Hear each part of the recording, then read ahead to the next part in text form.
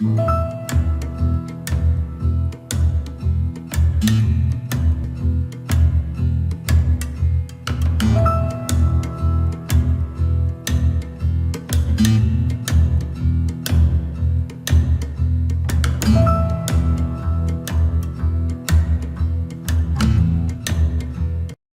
Hello all my dear students, I hope you all are doing good. मैं उम्मीद करता हूँ आप सब लोग बहुत ही बढ़िया होंगे। तो आज हमारा दूसरा रिवीजन है of CA inter income tax for your May 23 and November 23 exams. तो आज के रिवीजन का मैं आपको पहले एजेंडा बता देता हूँ क्या है। आज हम लोग सबसे पहले बेसिक इंट्रोडक्शन देखेंगे। पहले रिवीजन वीडियो में हमने कॉम्प्रिहेंसिवली पूरा का पूरा बिजनेस एंड प्रोफेशन डिस्कस कर लिया था। आप उसका वीडियो जाकर चेक कर सकते हो, ठीक है।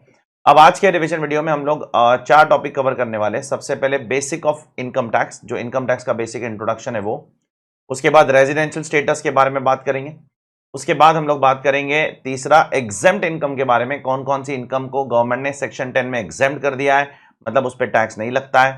और चौथा हमारा पहला हेड ऑफ इनकम जो हमने क्लास में पढ़ा था, that is income from house property, ठीक है। तो चलिए ज्यादा समय बर्बाद करे बगैर let us start with the discussion. सबसे पहले बेसिक्स एंड इंट्रोडक्शन के बारे में बात करेंगे कि गवर्नमेंट को पावर कहां से मिलता है इनकम टैक्स लगाने का, सरकार को पावर कहां से मिलता है, कॉन्स्टिट्यूशन से मिलता है, संविधान से मिलता है। तो आर्टिकल 265 बोलता है कि अगर गवर्नमेंट को कोई भी कानून बनाना है तो उसके पास पावर होना चाहिए। तो इनकम टैक्स बनाने का पावर किसके पास है? सेंट्रल गवर्नमेंट के पास। और गवर्नमेंट ने पूरे कॉन्स्टिट्यूशन को 3 पार्ट में बांटा है, एक यूनियन लिस्ट, एक स्टेट लिस्ट और एक कॉन्करेंट लिस्ट। और इनकम टैक्स बनाने का पावर कहां से मिलता है? यूनियन लिस्ट से मिलता है। कौन सी एंट्री पावर देती है? एंट्री नंबर 82 पावर देती है इनकम टैक्स पे कानून बनाने का। क्या गवर्नमेंट इनकम टैक्स का कानून किसी पर भी लगा सकती है? कोई भी इनकम पे इनकम टैक्स लगा सकती है गवर्नमेंट? कोई भी इनकम पे लगा सकती है, सिर्फ एक इनकम को छोड़ के, वो है एग्रीकल्चरल इनकम, जैसे कि आप यहां पर देख सकते हो, ठीक है। स्टेट गवर्नमेंट स्टेट टैक्स लगा सकती है, जैसे वैट लगाती है कुछ चीजों पे, स्टैंप ड्यूटी लगाती है, प्रॉपर्टी टैक्स लगाती है, ये स्टेट गवर्नमेंट के टैक्सेस है। हम लोग उसमें इतना ज्यादा इंटरेस्टेड नहीं है, हमको इनकम टैक्स पढ़ना है, ठीक है। और कॉन्करेंट लिस्ट के अंदर वो मुद्दे आते हैं जिसपे सेंट्रल गवर्नमेंट भी टैक्स लगाती है, स्टेट गवर्नमेंट भी टैक्स लगाती है, दोनों टैक्स लगाते हैं, ठीक है। हमारे लिए क्या इंपॉर्टेंट है यहां से यहां तक? सिर्फ इतना इंपॉर्टेंट है कि सेंट्रल गवर्नमेंट के पास पावर है इनकम टैक्स बनाने का, इनकम टैक्स लगाने का। वो पावर उनको एंट्री नंबर 82 से मिलता है, लेकिन वो पावर उनको एग्रीकल्चर इनकम पे टैक्स लगाने के लिए नहीं देती है गवर्नमेंट, ठीक है। आगे बढ़ते sources of income tax law के बारे में बात करते हैं। अगर आपसे कोई पूछेगा भाई इनकम टैक्स को बेहतरीन तरीके से पढ़ना है, सब कुछ समझना है, स्टार्ट से लेकर एंड तक इन डेप्थ नॉलेज लेना है, तो इंसान को क्या क्या पढ़ना चाहिए? सबसे इंपॉर्टेंट और सबसे पहला सोर्स तो इनकम टैक्स एक्ट 1961 पढ़ना चाहिए। उसके बाद इनकम टैक्स रूल्स है जो सीबीडीटी लाती है। सीबीडीटी कौन होता है? माय बाप ऑफ इनकम टैक्स एक्ट। जैसे बैंकों का माय बाप कौन है? आरबीआई है, वैसे इनकम टैक्स का माय बाप कौन है? सीबीडीटी। तो सीबीडीटी लाती है बहुत सारे कानून, रूल्स लाती है, रेगुलेशंस लाती है, वो पढ़ना पड़ेगा। उसके बाद हर साल एक फाइनेंस एक्ट आता है, इसकी पूरी मैंने आपको प्रोसीजर प्रक्रिया आपको बताई थी कि पहले बजट होता है, बजट के बाद में वो बिल को पास किया जाने के लिए पहले लोकसभा में रखा जाता है, फिर राज्यसभा में रखा जाता है, फिर वो प्रेसिडेंट उसका अप्रूवल देते हैं और फिर वो बिल एक फाइनल बिल बन जाता है, ठीक है। और ये बिल फाइनल बनने के बाद में क्या होगा? उसके बाद में उसके अंदर जो भी बदलाव होंगे वो एक फाइनेंस एक्ट के तौर पर एप्लीकेबल हो जाएंगे। आपके एग्जाम के लिए कौन सा फाइनेंस एक्ट एप्लीकेबल है? जो पिछले साल आया था 2022 में, फाइनेंस एक्ट 2022। और फाइनेंस एक्ट 2022 के अंदर जितने भी अमेंडमेंट्स आए वो सारे गवर्नमेंट अब क्या करेगी? इनकम टैक्स लॉ के अंदर चेंजेस कर देगी, ठीक है। जिसमें टैक्स रेट्स में बदलाव हो सकते हैं, बहुत सारे कानून में बदलाव हो सकते हैं, प्रोविजंस में चेंजेस हो सकते हैं। तो वो सारे चेंजेस गवर्नमेंट अपने इनकम टैक्स लॉ के अंदर चेंज कर देगी जैसे ही फाइनेंस एक्ट पास हो जाएगा, ठीक है। उसके बाद में अगली चीज क्या है? सर्कुलर्स पढ़ना जरूरी है सीबीडीटी के नोटिफिकेशंस पढ़ना जरूरी है, क्योंकि सर्कुलर्स और नोटिफिकेशंस के थ्रू सीबीडीटी बहुत सारी चीजों का क्लैरिफिकेशन करती है, बहुत सारी चीजें क्लियर करती है। कोई डाउट है एसएससी को, टैक्स पेयर को, तो वो चीजें इसके थ्रू क्लियर होती है, ठीक है। नेक्स्ट, सुप्रीम कोर्ट और हाई कोर्ट के जजमेंट्स भी इंपॉर्टेंट है, क्योंकि बहुत सारे सुप्रीम कोर्ट और हाई कोर्ट जजमेंट से अपने को पता चलता है कि पहले इस पर्टिकुलर केस में कोर्ट ने क्या बोला है, तो शायद इस बार भी उसको उसी तरीके से अप्लाई करना होगा। और सुप्रीम कोर्ट के जजमेंट, हाई कोर्ट के जजमेंट तो आपको फॉलो करना ही है। देश की न्यायालय का जो भी जजमेंट होगा वो आपके ऊपर बाइंडिंग भी होता है। उसके बाद सबसे इंपॉर्टेंट सेक्शन इनकम टैक्स का, चार्जिंग सेक्शन। इनकम टैक्स क्यों लगता है भाई? क्यों लगता है इनकम टैक्स? क्योंकि आप टोटल इनकम कमाते हो। आप कौन हो? आप पर्सन हो। कब कमा रहे हो? प्रीवियस ईयर में कमा रहे हो। कब चार्ज हो रहा है? असेसमेंट ईयर में चार्ज हो रहा है। तो ये चार शब्दों का हमको एक एक करके मतलब समझना है। उसमें से इसका, इसका और इसका मतलब तो हम आज समझ लेंगे, लेकिन टोटल इनकम का मतलब हम आज नहीं समझ पाएंगे। वो पूरा सिलेबस ही आपका उसके ऊपर डिपेंडेंट है। अगर आपने इनकम टैक्स पूरा पढ़ के बैठे हो तो आपको पता होगा आपका 80% सिलेबस टोटल इनकम कंप्यूट करने के ऊपर ही है सीए इंटर के अंदर। तो अब चलो आगे बढ़ते हैं, एक एक करके इन शब्दों पे बात करते हैं। पहले चारों के बारे में फिर से एक बार बोलता हूं। इनकम टैक्स कब लगेगा? सेक्शन 4 बोलता है कि एक पर्सन को टोटल इनकम कमानी पड़ेगी। कब कमानी पड़ेगी? प्रीवियस ईयर में कमानी पड़ेगी। कब उस पर टैक्स लगाएंगे? असेसमेंट ईयर में उसको कंप्यूट करोगे, चार्ज असेसमेंट ईयर में होगा। तो असेसमेंट ईयर क्या होता है? असेसमेंट ईयर वो होता है जो फाइनेंशियल ईयर के बाद में होता है। जो फाइनेंशियल ईयर के बाद में, जिस साल में आप इनकम कमाते हो उसके अगले साल को बोला जाता है असेसमेंट ईयर। तो प्रीवियस ईयर क्या होता है? प्रीवियस ईयर वो होता है जिस साल में आप इनकम कमाते हो। असेसमेंट ईयर का पिछला वाला साल प्रीवियस ईयर। हमारे इनकम टैक्स में आप फाइनेंशियल ईयर ही बोलो, कोई दिक्कत नहीं है, कोई बहुत ज्यादा पहाड़ नहीं टूट जाएगा। असेसमेंट ईयर अगला साल है और प्रीवियस ईयर को दो नाम से बुला सकते हो। प्रीवियस ईयर बोलोगे तो ज्यादा अच्छा है, फाइनेंशियल ईयर भी बोल सकते हो। अगर आप कभी गलती कर लेते हो तो वो गलती इंस्टीट्यूट शायद माफ कर देगा, कोई दिक्कत नहीं है।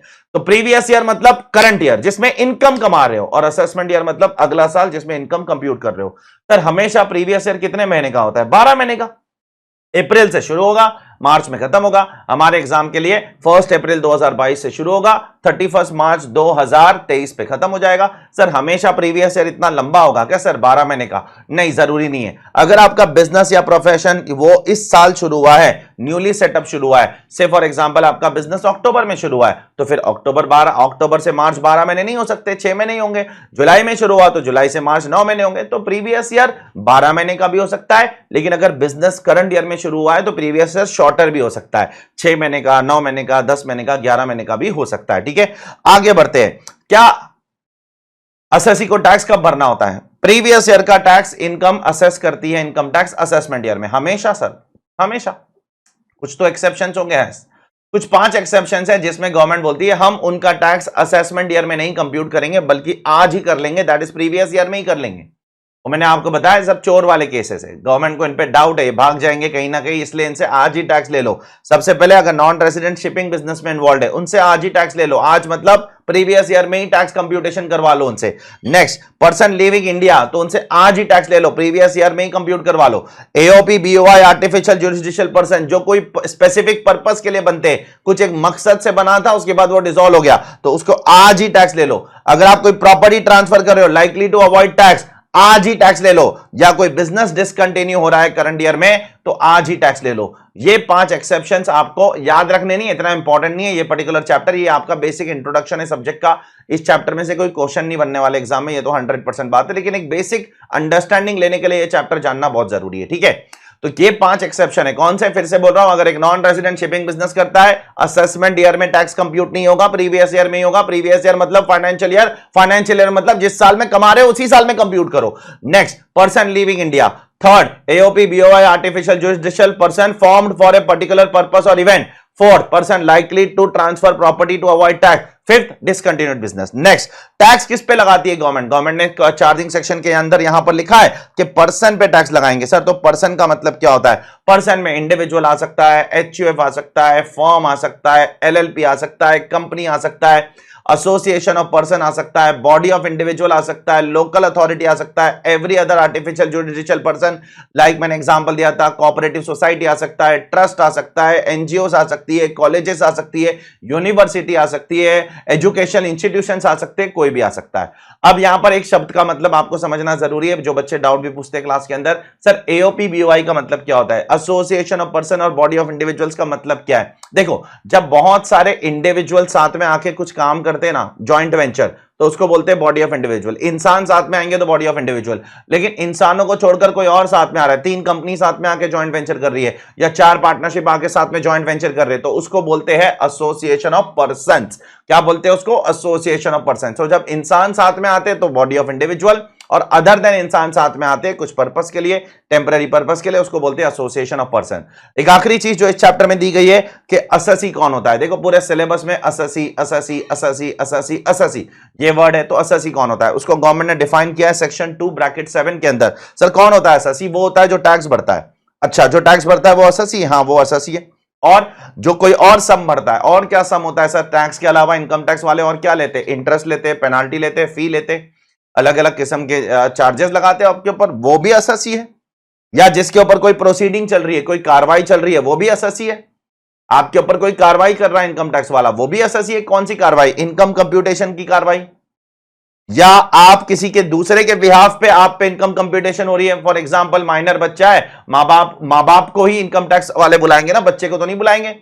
माइनर है, मेरी बेटी है, वो बैंक से इंटरेस्ट कमा रही है, उसकी प्रॉपर्टी, उसके नाम पे मैंने प्रॉपर्टी किया है, वो इनकम कमा रही है, तो उसकी इनकम पे मुझसे ही सवाल पूछा जाएगा ना, तो मैं भी एसएससी बन जाऊंगा। या अगर मुझे लॉस है, लॉस का कैलकुलेशन कर रहा है, क्योंकि लॉस में भी तो गड़बड़ी कर सकता हूं मैं, कम ज्यादा, ज्यादा लॉस दिखाऊंगा, कम लॉस दिखाऊंगा, कुछ भी गड़बड़ी कर सकता हूं, तो उसका कैलकुलेशन कर रहा है डिपार्टमेंट। या मुझे रिफंड मिलने वाला है, उसका कैलकुलेशन। या मैं डीम टू बी एसएससी हूं। डीम टू बी एसएससी का मैंने बताया था, मतलब कि बाहर जो नॉन रेसिडेंट्स होते हैं ना, उनको अगर इंडिया में बिजनेस करना है ना, तो उनको इंडिया में एक एजेंट बिठाना पड़ता है। तो वो एजेंट को गवर्नमेंट बोलती है आप डीम्ड एसएससी हो। भाई आप एक्चुअल में तो एसएससी वो नॉन रेसिडेंट है जो बाहर बैठा है, एप्पल है, एप्पल एक्चुअल एसएससी है, लेकिन आप उसके बिहाफ पे उसका कार्यालय चला रहे हो, उसका काम कर रहे हो, तो आप डीम्ड एसएससी बन जाओगे। तो ये भी एसएससी है। Last but not least, assessee in default भी एसएससी। एसएससी इन डिफॉल्ट कौन होता है? जो चोरी करता है, टैक्स नहीं भर रहा है, इनकम टैक्स नहीं भर रहा है, सरचार्ज नहीं भर रहा है, सेस नहीं भर रहा है, अलग अलग किस्म के टैक्सेस और सेस आप आगे जाके पढ़ोगे, पेनाल्टी नहीं दे रहा है, इंटरेस्ट नहीं दे रहा है, तो वो भी एसएससी है।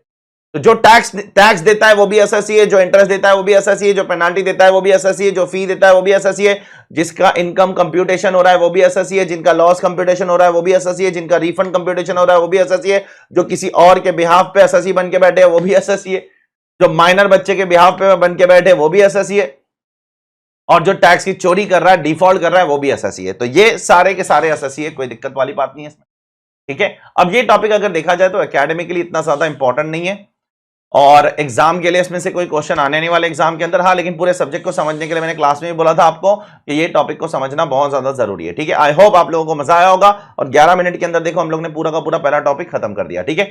बिलीव में आपको कुछ भी पढ़ने की जरूरत नहीं है, आप सिर्फ रिविजन वीडियो सुनते रहो, सुनते रहो, सुनते रहो, सुनते रहो, सुनते रहो, और अपना क्वेश्चन बैंक करते रहो, करते रहो, करते रहो, करते रहो, करते रहो, बस हो गया, बस खत्म। आपको 60 में से 60 नंबर भी आ सकते हैं अगर आप ढंग से पेपर लिखोगे तो, ठीक है। उसके बाद 1-2 मॉक टेस्ट पेपर लिख देना जब इंस्टीट्यूट का आएगा, हो सके तो मैं भी 1-2 मॉक टेस्ट पेपर रिलीज करके आप लोगों को दे दूंगा, और उसके बाद आपको कोई टेंशन लेने की जरूरत नहीं इनकम टैक्स की, आप दूसरे सब्जेक्ट की टेंशन लेते बैठो, ठीक है। आगे बढ़ते हैं towards now an important topic. अब हमारा इंपॉर्टेंट टॉपिक क्या है? Residential status. पता लगाना बहुत जरूरी है। स्कोप ऑफ टोटल इनकम के बारे में मैं आज बात नहीं करूंगा, मैं उसके बारे में आगे के रिवीजन वीडियो में बात करूंगा, क्योंकि मैंने शुरुआत में पढ़ाते समय भी स्कोप ऑफ टोटल इनकम पे पहले बात नहीं किया था, मैं आगे के लेक्चर्स में उस पर बात करता हूं, ठीक है। 5 हेड्स होने के बाद बात करता हूं। आज मैं रेजिडेंशियल स्टेटस पे बात करूंगा। अलग अलग पर्सन की रेजिडेंशियल स्टेटस निकालनी है अपने को, इंडिविजुअल की निकालनी है, सबसे इंपॉर्टेंट इंडिविजुअल, बाकी सब हमारे लिए सीए इंटर में इंपॉर्टेंट नहीं है। इंडिविजुअल की रेजिडेंशियल स्टेटस निकालनी है, फिर कंपनी की भी निकालनी है, फर्म की भी निकालनी है, एचयूएफ की भी निकालनी है, एक्सेट्रा एक्सेट्रा एक्सेट्रा। सबसे पहले इंडिविजुअल की रेजिडेंशियल स्टेटस निकालते हैं। अब इंडिविजुअल और एचयूएफ जो है ना बेटा, वो 3 किस्म के रेजिडेंट हो सकते हैं, एक तो ऑर्डिनरी, एक नॉट ऑर्डिनरी और एक नॉन रेजिडेंट, ठीक है। इंडिविजुअल भी ये 3 किस्म का रेजिडेंट हो सकता है, और एचयूएफ भी ये 3 किस्म का रेजिडेंट हो सकता है, लेकिन बाकी सब जैसे फर्म, एलएलपी, कंपनी, ये लोग ऑर्डिनरी नॉट ऑर्डिनरी नहीं होते, ये लोग सिर्फ 2 ही किस्म के होते हैं, या तो रेजिडेंट या नॉन रेजिडेंट, बस। ऑर्डिनरी नॉट ऑर्डिनरी का कॉन्सेप्ट उनके लिए एप्लीकेबल नहीं है, ठीक है। अब एक इंडिविजुअल कब रेजिडेंट बनता है? तो ये केस 1 है हमारा, केस 1। केस 1 के अंदर गवर्नमेंट ने 2 क्राइटेरियाज दिए, कोई भी फुलफिल करोगे तो रेजिडेंट बन जाओगे। जैसे अगर मैं इंडिविजुअल हूं, ठीक है, तो मैं कब रेजिडेंट बनूंगा? पहला कंडीशन तो ये है कि भाई 182 डेज या उससे ज्यादा इंडिया में रह गए तो आप रेजिडेंट बन गए। 182 डेज या उससे ज्यादा इंडिया में रह गए करंट ईयर में। करंट ईयर कौन सा है? 22-23 में अगर 182 डेज या उससे ज्यादा रह गए तो आप रेजिडेंट है। अच्छा, अगर 22-23 में 182 डेज से कम रह रहे तो क्या रेजिडेंट नहीं बन पाऊंगा? नहीं, एक और जगह आप फंस सकते हो, फिर आपको 2 कंडीशन फुलफिल करनी पड़ेगी, ये और ये दोनों। यहां पर एक ही कंडीशन है, यहां 2 कंडीशन है, तो अगर यहां रेजिडेंट नहीं बन पा रहे हो तो फिर यहां भी बन सकते हो। तो सेकंड में क्या है सर? करंट ईयर में सिर्फ 60 डेज रहना है या उससे ज्यादा, और पिछले 4 साल में, पिछला 4 साल जब बोलता हूं तो 22-23 छोड़ देने का बेटा, बहुत से लोगों को कंफ्यूजन है। पिछला 4 साल जब बोलता हूं तो 22-23 नहीं काउंट करने का। करंट ईयर में 60 दिन और पिछले 4 साल में 365 दिन, 365 डेज। अगर ये दोनों कंडीशन फुलफिल करते हो तो भी आप रेजिडेंट हो, ठीक है। अगर दोनों में से एक भी फुलफिल नहीं करते हो, दोनों फुलफिल नहीं करते हो, तो आप नॉन रेजिडेंट हो। दोनों में से एक भी फुलफिल करते हो, ये या ये, तो आप रेजिडेंट बन जाओगे, ठीक है। अच्छा, इसमें कुछ इंपॉर्टेंट पॉइंट्स आपको देखने पड़ेंगे। अगर मैं आज इंडिया छोड़कर जा रहा हूं तो आज का दिन मैं इंडिया में काउंट करूं कि बाहर काउंट करूं? इंडिया में काउंट करूं। अगर 15 दिन बाद मैं इंडिया वापस आ रहा हूं तो जिस दिन मैं इंडिया वापस आ रहा हूं तो वो दिन मैं इंडिया में काउंट करूं कि बाहर काउंट करूं? इंडिया में काउंट करूं। कि गवर्नमेंट बोलती है जिस दिन आप इंडिया छोड़ के जाते हो वो दिन भी मानने का कि इंडिया में हो, और जिस दिन वापस इंडिया में आते हो वो दोनों दिन माने जाएंगे कि आप इंडिया के अंदर ही हो। ये दोनों दिन आप मानोगे कि you are part of India only. एक एक दिन की वजह से रेजिडेंशियल स्टेटस बदल जाता है, बी वेरी केयरफुल। नेक्स्ट, एक बार बंदा रेजिडेंट बन गया ना, उसके बाद उसको एक और चीज बनाने की कोशिश करने का, ऑर्डिनरी नॉट ऑर्डिनरी। अगर बंदा नॉन रेजिडेंट बन गया तो फिर कोई दिक्कत नहीं है, फिर नॉन रेजिडेंट में ऑर्डिनरी नॉट ऑर्डिनरी नहीं होता है। रेजिडेंट में दो कैटेगरी है, ऑर्डिनरी नॉट ऑर्डिनरी। ऑर्डिनरी बनने के लिए दो और कंडीशन फुलफिल करनी पड़ेगी। पहला, पिछले 10 में से, पिछला मतलब करंट ईयर छोड़ के पिछले 10 में से कोई भी 2 साल में वो रेजिडेंट होना चाहिए। रेजिडेंट कैसे बनेगा? या तो ये फुलफिल कर ले या तो ये फुलफिल कर ले, कुछ भी फुलफिल कर ले, रेजिडेंट बन जाएगा। तो पहला कंडीशन, ऑर्डिनरी बनने के दो कंडीशन है। पहला कंडीशन, पिछले 10 में से कोई भी 2 साल में आपको रेजिडेंट बनना पड़ेगा। 2 साल में, 10 में से सिर्फ 2 साल, बस 3 साल बनोगे तो सोने पे सुहागा, 4 5 6 8 9 10 के 10 साल में रेजिडेंट हो तो बहुत अच्छी बात है, लेकिन 2 साल में रेजिडेंट बनना पड़ेगा। ये पहला कंडीशन फुलफिल। दूसरा, पिछले 7 साल में, पिछला 7 साल फिर से बोल रहा हूं तो करंट ईयर छोड़ के, पिछले 7 साल में आपको 730 डेज या उससे ज्यादा रहना पड़ेगा। 729 से काम नहीं चलेगा, 730 या उससे ज्यादा पिछले 7 साल में रहना पड़ेगा। अगर आप रहते हो तो आप ये दोनों कंडीशन फुलफिल करते हो। अब दोनों फुलफिल करोगे तो ऑर्डिनरी हो जाओगे, दोनों में से एक भी वायलेट किया तो नॉट ऑर्डिनरी बन जाओगे। Is it clear? ये हमारा केस 1 खत्म हो गया, ठीक है। अब केस 2 में आते हैं हम लोग। केस 2 में क्या कवर्ड है पता है? कि जो इंडियन, केस 1 जो है ना वो सबके लिए एप्लीकेबल है, इंडियन सिटीजन के लिए भी, फॉरेन सिटीजन के लिए भी, सबके लिए। लेकिन केस 2 जो है ना, ये वाला, ये सिर्फ इंडियन सिटीजन के लिए, और केस 3 जो है ना ये वाला, वो सिर्फ और सिर्फ इंडियन सिटीजन और पर्सन ऑफ इंडियन ओरिजिन, इन दोनों के लिए एप्लीकेबल है। तो ये जो केस 2 है उसमें एक ही कैटेगरी का अससी है, वो है इंडियन सिटीजन। केस 3 है उसमें दो कैटेगरी अससी है, वो है Indian citizen, person of Indian origin. अब केस 2 में क्या हो रहा है? केस 2 में सिर्फ और सिर्फ इंडियन सिटीजन के लिए एप्लीकेबल है। चलो ठीक है, अब कौन से इंडियन सिटीजन के लिए? जो इंडिया के बाहर छोड़कर जा रहा है करंट ईयर में, करंट ईयर में देश छोड़ के जा रहा हूं, क्या पर्पस के लिए? घूमने के लिए? नहीं नहीं नहीं, as a crew member of Indian ship, Indian ship में नौकरी करता हूं मैं, इसलिए इंडिया छोड़ के जा रहा हूं। या मैं इंडिया के बाहर नौकरी के लिए जा रहा हूं, एम्प्लॉयमेंट पर्पस के लिए, बिजनेस के लिए नहीं जा रहा हूं, घूमने के लिए नहीं जा रहा हूं, दोस्त से मिलने नहीं जा रहा हूं, मौज मस्ती करने नहीं जा रहा हूं। मैं अगर इंडियन सिटीजन हूं, कंडीशन नंबर 1, करंट ईयर में इंडिया छोड़ के जा रहा हूं, कंडीशन नंबर 2, एम्प्लॉयमेंट के लिए जा रहा हूं बाहर, कंडीशन नंबर 3, या crew member of Indian ship के लिए जा रहा हूं, तो फिर मेरे लिए सिर्फ 182 डेज वाला क्राइटेरिया एप्लीकेबल है। 60 + 365 डेज वाला क्राइटेरिया एप्लीकेबल नहीं है, नहीं है, नहीं है। तो जहां इंडियन सिटीजन वर्ड आ जाता है और जहां वर्ड आ जाता है living India during the previous year, तो समझ लेना ये केस 2 का क्राइटेरिया है, ठीक है। अब केस 3 में कब आएंगे? केस 3 में यहां पर आते हैं हम लोग, इसके बाद में हम लोग इस पर बात करेंगे, ठीक है। केस 3 के अंदर हम लोग क्या करेंगे? केस 3 किसके लिए एप्लीकेबल है? इंडियन सिटीजन के लिए भी एप्लीकेबल है, पर्सन ऑफ इंडियन ओरिजिन के लिए भी एप्लीकेबल है। अब ये लोग क्या कर रहे हैं? ये लोग ऑलरेडी बाहर है। अच्छा, तो क्या करना है? ये इंडिया आ रहे हैं विजिट के लिए, विजिट के लिए आ रहे, अगर पर्सन ऑफ इंडियन ओरिजिन या इंडियन सिटीजन इंडिया आ रहे हैं विजिट के लिए। सर इंडियन सिटीजन तो समझ में आता है, जिसके पास इंडिया की सिटीजनशिप है, जो से इंडिया में पैदा हुआ etcetera. Person of Indian origin क्या होता है? सुनो, एक बंदा पर्सन ऑफ इंडियन ओरिजिन कब बन सकता है? मैं कब बनूंगा पर्सन ऑफ इंडियन ओरिजिन? अगर मैं अनडिवाइडेड इंडिया में पैदा हुआ था, अनडिवाइडेड मतलब इंडिया, पाकिस्तान, बांग्लादेश, कहीं पर भी 1947 के पहले, या मेरे मां बाप में से कोई अनडिवाइडेड इंडिया में पैदा हुआ था, या मेरे नाना नानी दादा दादी मतलब मेरे मेटरनल ग्रैंड पेरेंट्स और पेटर्नल ग्रैंड पेरेंट्स, मेटरनल मतलब मेरे मां के मां बाप, पेटर्नल मतलब मेरे पिताजी के मां बाप, इन चारों में से कोई भी अगर अनडिवाइडेड इंडिया में पैदा हुआ था तो मैं बन जाऊंगा पर्सन ऑफ इंडियन ओरिजिन। तो पर्सन ऑफ इंडियन ओरिजिन अगर मुझे बनाना है तो मुझे अनडिवाइडेड इंडिया में पैदा होना चाहिए। अगर मैं नहीं पैदा हुआ तो मेरे मां बाप में से कोई या मेरे दादा दादी नाना नानी में से कोई है। अगर इनमें से कोई भी अगर इंडिया में अनडिवाइडेड इंडिया में पैदा हुआ है तो मैं बन जाऊंगा पर्सन ऑफ इंडियन ओरिजिन। तो सुनो, ये section person of Indian origin के लिए भी है। पिछला वाला पॉइंट सिर्फ और सिर्फ इंडियन सिटीजन के लिए था, ये वाला पॉइंट, बी वेरी केयरफुल। तो एक इंडियन सिटीजन है या पर्सन ऑफ इंडियन ओरिजिन है, वो इंडिया आ रहा है, क्या करने आ रहा है? विजिट के लिए आ रहा है, विजिट के लिए आ रहा है। अब अगर वो 120 दिन से कम आता है, आंख बंद करके बोलो उसको नॉन रेसिडेंट, आंख बंद करके। और अगर वो 182 डेज या उससे ज्यादा के लिए आता है, आंख बंद करके लिए बोलो उसको रेसिडेंट, आंख बंद करके रेसिडेंट बोलो। हाँ, लेकिन अब ऑर्डिनरी है कि नॉट ऑर्डिनरी है उसके लिए आंख नहीं बंद करना, उसके लिए कंडीशन फुलफिल करनी पड़ेगी जो ऊपर 2 फुलफिल करी थी। पिछले 10 में से कोई भी 2 साल में रेसिडेंट, और पिछले 7 साल में 730 डेज इंडिया में रहना चाहिए। तो अगर 120 दिन से कम आता है, आंख बंद करो बोलो नॉन रेसिडेंट। 182 182 या उससे आता है, आंख बंद करो बोलो रेसिडेंट। लेकिन फिर आंख खोलो और बोलो अभी ऑर्डिनरी है कि नहीं, उसके लिए आंख बंद नहीं कर सकते, उसके लिए देखना पड़ेगा। अब बीच का क्या बच गया? बीच का बच गया 120 दिन से लेकर 181 डेज के लिए आएगा तो क्या होगा? तो अब इसमें दो पॉसिबिलिटी है, या तो वो नॉट ऑर्डिनरी रेसिडेंट बनेगा या नॉन रेसिडेंट।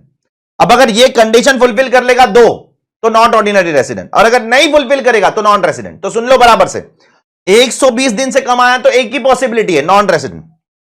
182 डेज के लिए या उससे ज्यादा है तो दो पॉसिबिलिटी है, रेसिडेंट तो पक्का है, अब ऑर्डिनरी भी हो सकता है, नॉट ऑर्डिनरी भी हो सकता है। अब 120 से लेकर 181 के बीच में दो पॉसिबिलिटी है, या तो नॉट ऑर्डिनरी या तो non resident. Sir not ordinary कब बनेगा? अगर 120 से 181 डेज के लिए इंडिया में आ रहा है, प्लस पिछले 4 साल में 365 दिन के लिए रह रहा है, प्लस इंडियन सोर्सेस से टैक्सेबल इनकम 15 लाख रुपए से ज्यादा है, इंडियन सोर्सेस से, फॉरेन सोर्सेस की मुझे इनकम नहीं चाहिए, उसकी इंडिया की टैक्सेबल इनकम 15 लाख रुपए से ज्यादा है, तो वो बन जाएगा नॉट ऑर्डिनरी रेसिडेंट। ये बीच वाले केस में ना हमेशा नॉट ऑर्डिनरी रहेगा, ऑर्डिनरी बीच में आ ही नहीं सकता। ऑर्डिनरी के लिए इन लोगों को 182 डेज मिनिमम रहना ही पड़ेगा। तो देयरफॉर ये तीन पॉसिबिलिटी है, person of Indian origin, Indian citizen coming to India for a visit, permanently रहने नहीं आ रहा है, इस पे सब पे क्वेश्चंस कराया मैंने आपको क्लास में। परमानेंटली रहने नहीं आ रहा है, विजिट के लिए आ रहा है। 120 से कम आ रहा है, नॉन रेसिडेंट। 182 या उससे आ रहा है, रेसिडेंट तो पक्का है आंख बंद करके, लेकिन अब ऑर्डिनरी है कि नॉट ऑर्डिनरी है वो चेक कर लो आप।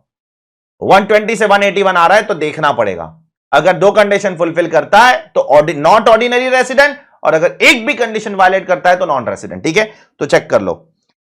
अब आगे बढ़ते हैं, डीम्ड रेसिडेंट का भी एक कॉन्सेप्ट डाल के रखा है गवर्नमेंट ने। क्या है डीम्ड रेसिडेंट? जैसे बहुत सारे इंडियन सिटीजन है, दुबई में जाके काम करते हैं, बिजनेस करते हैं, सब करते हैं, और इंडिया में एक दिन भी नहीं आते, और ना ही इंडिया में टैक्स देते, ना ही दुबई में टैक्स देते। यहां भी टैक्स नहीं देते, वहां भी टैक्स नहीं देते। यहां इसलिए टैक्स नहीं देते क्योंकि यहां आते ही नहीं है, रेसिडेंट ही नहीं है, और वहां इसलिए टैक्स नहीं देते क्योंकि वहां पर क्या है, वहां पर टैक्स लगता ही नहीं है इंडिविजुअल्स पे। देयरफॉर तो गवर्नमेंट ने क्या बोला, अगर कोई इंडियन सिटीजन है, कंडीशन नंबर 1, और उसकी अगर इंडियन सोर्सेस की इनकम 15 लाख रुपए से ज्यादा है, मैं इंडियन सिटीजन हूं, मेरी इंडिया की इनकम 15 लाख रुपए से ज्यादा है, और मैं किसी भी देश में लायबल टू टैक्स नहीं हूं, मैं कहीं भी टैक्स नहीं भरता हूं, ना बाहर भरता हूं ना इंडिया में भरता हूं, तो हम आपको बना देंगे डीम्ड रेसिडेंट। लेकिन यहां पर भी जो रेसिडेंट होगा वो नॉट ऑर्डिनरी होगा, ऑर्डिनरी नहीं बनाएंगे। तो ये डीम्ड रेसिडेंट के अंदर 61A के अंदर भी नॉट ऑर्डिनरी होगा।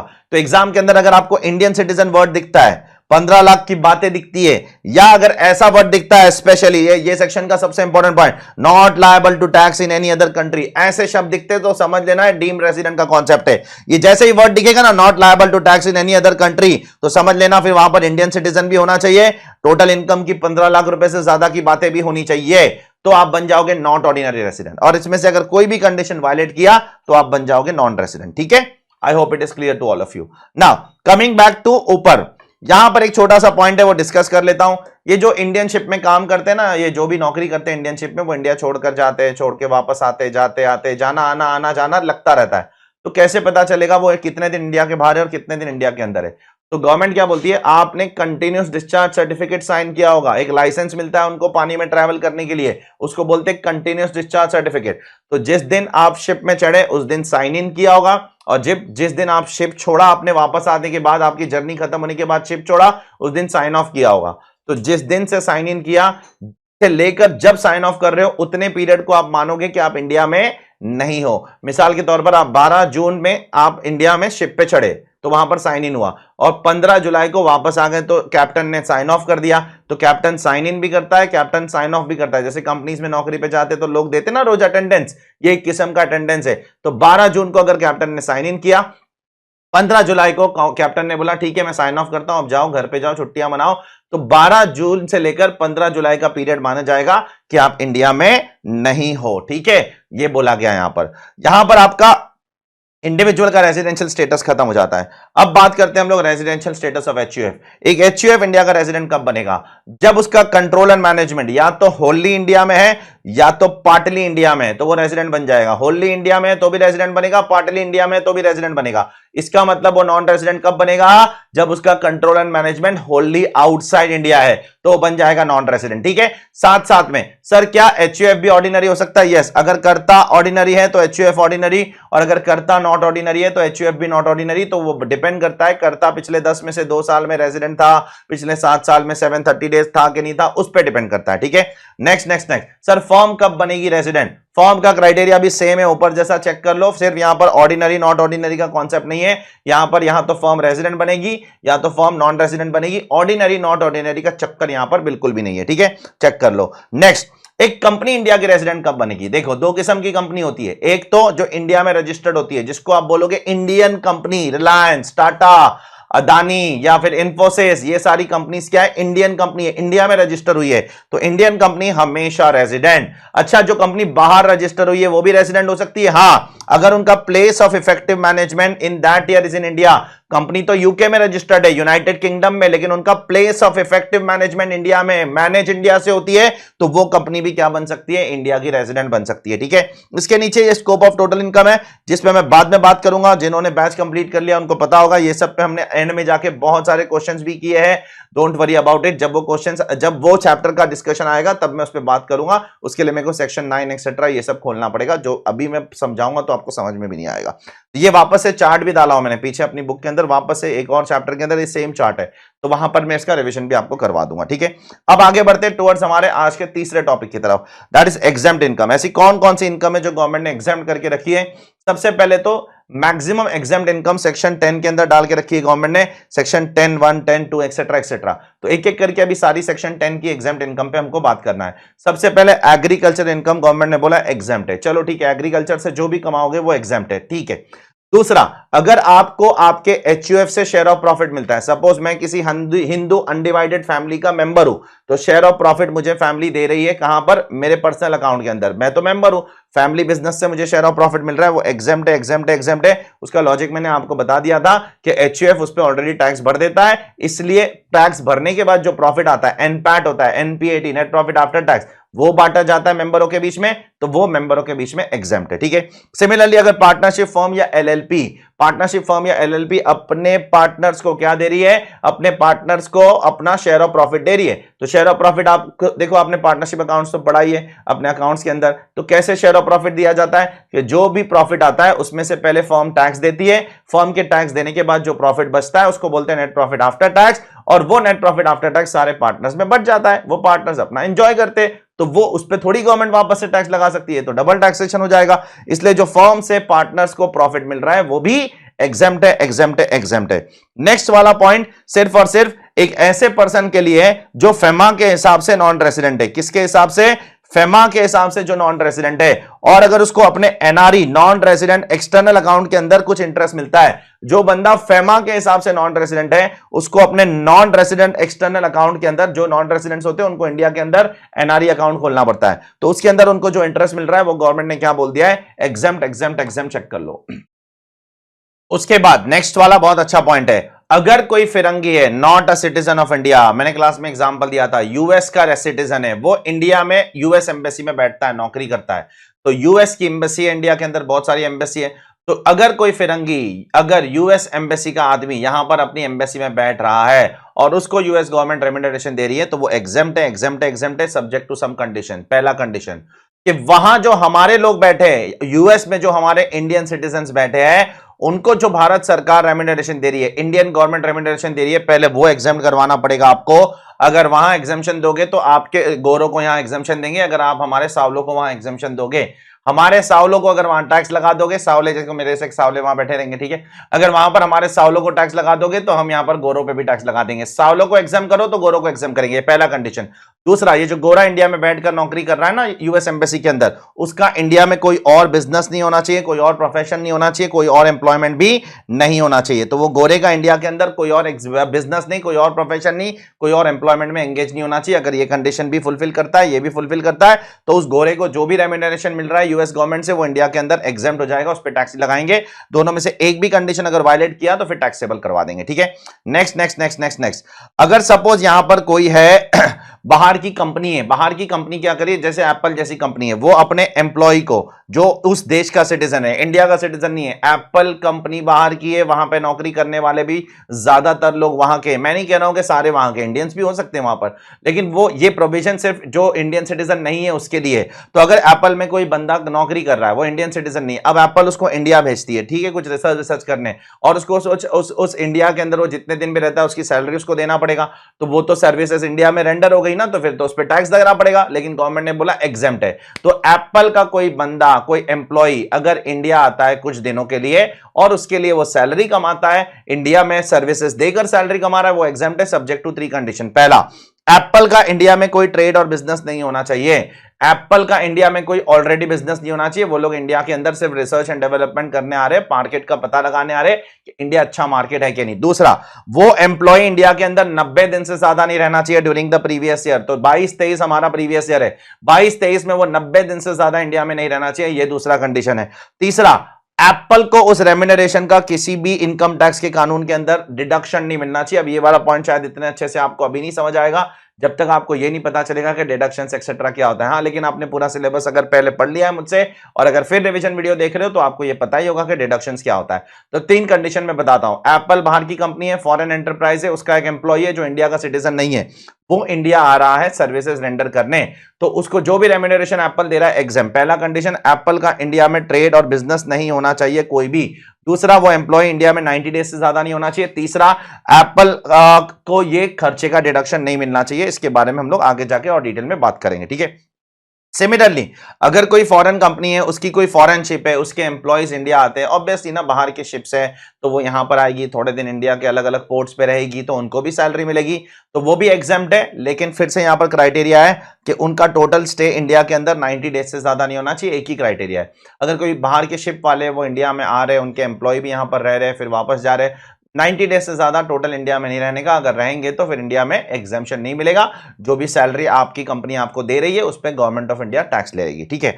Next next next, non resident और फॉरेन कंपनी के लिए ये बनाया सिर्फ और सिर्फ, और किसी के लिए नहीं। सपोज बाहर एक नॉन रेसिडेंट है और एक फॉरेन कंपनी, और इंडिया में एक ऑर्गेनाइजेशन है, उसका नाम है नेशनल टेक्निकल रिसर्च ऑर्गेनाइजेशन। ये किसके अंदर आती है? ये एक प्राइम मिनिस्टर के अंदर आती है, ये रॉ के साथ काम करती है, ये एक इंटेलिजेंस एजेंसी है। तो बाहर के अगर नॉन रेसिडेंट और फॉरेन कंपनी इनको कुछ सर्विस देते हैं, किसको सर्विस देते हैं? नेशनल टेक्निकल रिसर्च ऑर्गेनाइजेशन को सर्विस देते हैं, और ये बदले में उनको रॉयल्टी देते हैं, टेक्निकल सर्विस के लिए पेमेंट करते हैं, क्योंकि इन्होंने उनसे सर्विस ली है तो इनको रॉयल्टी देना पड़ेगा, टेक्निकल सर्विस देना पड़ेगा। तो वो नॉन रेसिडेंट और फॉरेन कंपनी के हाथ में वो क्या है? एग्जेम्प्ट है, एग्जेम्प्ट है, एग्जेम्प्ट है। नेक्स्ट, भोपाल गैस विक्टिम को अगर कोई भी पैसा अगर कहीं से मिलता है, कोई कॉम्पेंसेशन मिलता है, तो वो एग्जेम्प्ट है, एग्जेम्प्ट है, एग्जेम्प्ट है। इसके अलावा central government, state government, local authority की तरफ से अगर कोई कॉम्पेंसेशन मिलता है किसी डिजास्टर के वजह से, कोई अर्थक्वेक आ गया, कोई फ्लड आ गया, कोई राइट्स हो गया, कोई भी चीज की वजह से अगर कोई कॉम्पेंसेशन मिलता है गवर्नमेंट की तरफ से, तो वो भी एग्जेम्प्ट है, एग्जेम्प्ट है, एग्जेम्प्ट है।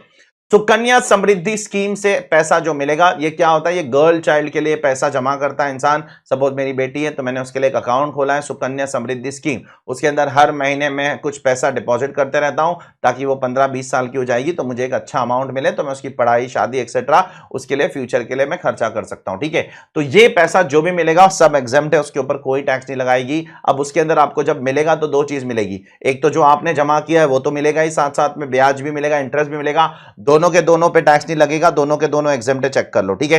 नेक्स्ट, अगर आपको कोई स्कॉलरशिप मिल रही है एजुकेशन के लिए, आपको हायर एजुकेशन के लिए, पढ़ाई के लिए कोई एनजीओ स्कॉलरशिप दे रहा है, कोई ट्रस्ट स्कॉलरशिप दे रहा है, वो सब कुछ एग्जेम्प्ट है, एग्जेम्प्ट है, एग्जेम्प्ट है, ठीक है, उस पर टैक्स नहीं लगेगा। नेक्स्ट, अगर एमपीज और एमएलएस को डेली एंड कॉन्स्टिट्यूएंसी अलावेंस मिल रहा है, सैलरी नहीं, सैलरी उनकी टैक्सेबल है, लेकिन डेली और कॉन्स्टिट्यूएंसी अलावेंस अगर एमपीज और एमएलएस को मिल रहा है तो वो एग्जेम्प्ट है, एग्जेम्प्ट है, एग्जेम्प्ट है। Daily and constituency allowance, salary की बात नहीं कर रहा हूं, ठीक है।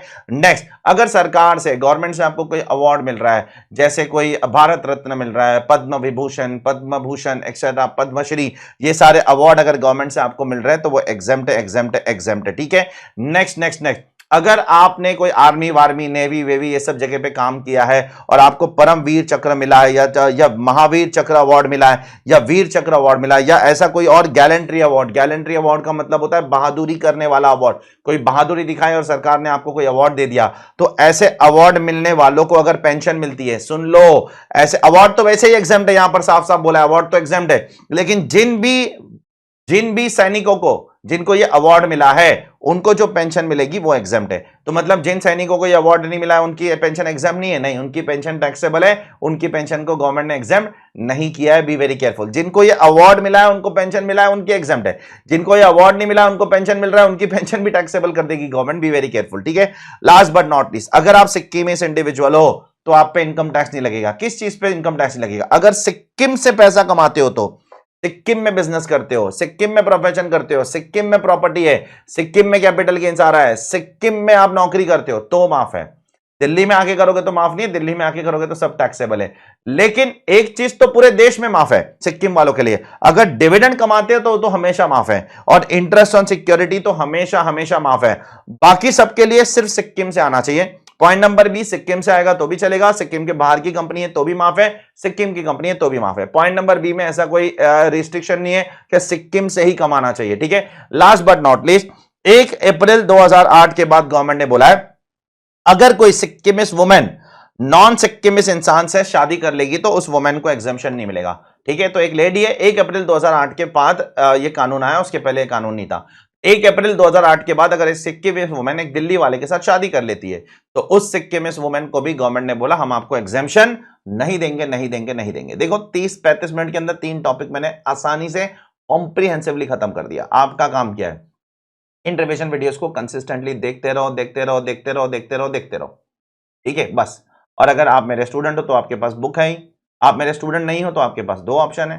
पहला ऑप्शन आप बुक खरीद लो, दूसरा ऑप्शन अगर आपको नहीं खरीदना है, चलो आपको शायद आपकी फाइनेंशियल कैपेसिटी नहीं है, शायद उतनी, हो सकता है, कोई दिक्कत नहीं, हमने सॉफ्ट कॉपी भी फ्री में अवेलेबल करवा दी है। आप मेरी वेबसाइट पे जाओ, वहां से सॉफ्ट कॉपी डाउनलोड कर, कोई दिक्कत नहीं, ठीक है। तो देख लो एक बार, ये तो पॉज करके यहां तक एक बार खुद से रिवाइज कर लो, देखो कितना फटाफट होगा। अभी ऐसे पूरा सिलेबस में रिवाइज करा दूंगा आपको, पूरा सिलेबस बारीकी से, एक एक चीज आपको याद होगी जो आपने क्लास में पढ़ा था। और हम लोग ने कैसे पढ़ा इनकम टैक्स, क्या रट के पढ़ा है? नहीं, लॉजिकली पढ़ा है, हर एक पॉइंट को लॉजिकली पढ़ा है, मजा आ जाता है सब्जेक्ट के अंदर, ठीक है। तो चलिए आगे बढ़ते हैं towards our next topic, that is income from house property, जो हमारा बहुत इंपॉर्टेंट हेड ऑफ इनकम है, उसके बारे में बात करेंगे। उससे पहले आप सभी को पता होगा कि इनकम को सेंट्रल गवर्नमेंट ने 5 हेड्स में डिवाइड किया है। सबसे पहले इनकम फ्रॉम सैलरी, फिर हाउस प्रॉपर्टी, फिर बिजनेस और प्रोफेशन, फिर कैपिटल गेन्स, फिर अदर सोर्स, ठीक है। आज हम इंटरेस्टेड है किसमें, हाउस प्रॉपर्टी के डिस्कशन में। हाउस प्रॉपर्टी इनकम टैक्स के अंदर कब चार्जेबल होगी, कब इनकम फ्रॉम हाउस प्रॉपर्टी में आप आओगे, उसके बाद उसका कंप्यूटेशन कैसे होगा, उसमें आपको क्या क्या डिडक्शंस मिलते हैं, टाइप्स ऑफ प्रॉपर्टी क्या होती है, इन सब चीजों पे हम लोग एक एक करके आज बात करेंगे, ठीक है। तो सबसे पहले basis of charge, charging section, आप इनकम फ्रॉम हाउस प्रॉपर्टी में कब आओगे। आपको किसी भी हेड ऑफ इनकम के अंदर आने के लिए कुछ कंडीशंस फुलफिल करने हैं। जैसे इनकम फ्रॉम हाउस प्रॉपर्टी में आना है तो आपको 3 कंडीशन फुलफिल करना है। पहले, आपके पास एक बिल्डिंग या उससे लगी हुई लैंड होनी चाहिए। सर सिर्फ बिल्डिंग चलेगी, चल जाएगी। सर बिल्डिंग और उससे लगी हुई लैंड चलेगी, चल जाएगी।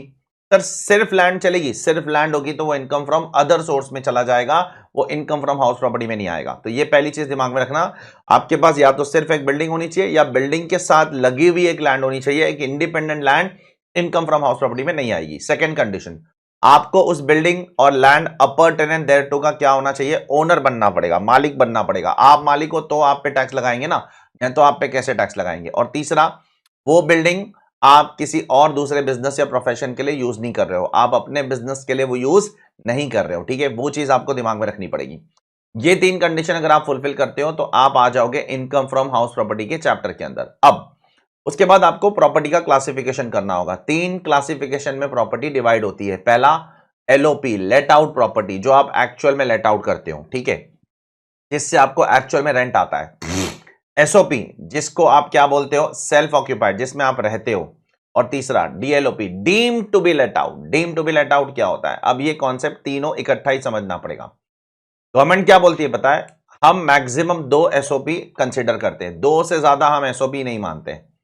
मिसाल के तौर पर अगर मेरे पास 10 घर है, ठीक है, और मैं बोलता हूं मैं 10 के 10 में रहता हूं, 10 के 10 में रहता हूं, मैं ये बोल रहा हूं, एक दिल्ली में फार्म हाउस है, एक पंजाब में, एक हरियाणा में, एक लोनावला में, एक मुंबई में है, हर जगह पे मेरे पास 10 घर है, और मैं ये कहता हूं कि मैं 10 के 10 में रहता हूं। गवर्नमेंट बोलती है हम नहीं मानते, बोलती है हम सिर्फ 2 ही एसओपी मानते हैं, बाकी 8 जो आप बोलते हो ना रहते हो, हम उसको मानते हैं deem to be let out, और उस पर नोशनल रेंट कंप्यूट करके हम आपसे टैक्स लेंगे। हम नहीं मानते उसको लेट आउट, हम उसको deem to be let out मानते हैं, और deem to be let out बोल देंगे तो खत्म हो गई बात, उस पर टैक्स लगा देंगे। तो 2 मैक्सिमम गवर्नमेंट एसओपी मानती है, 2 के ऊपर, 2 एसओपी मैक्सिमम, 2 के ऊपर या तो एक्चुअल लेट आउट या डीम लेट आउट।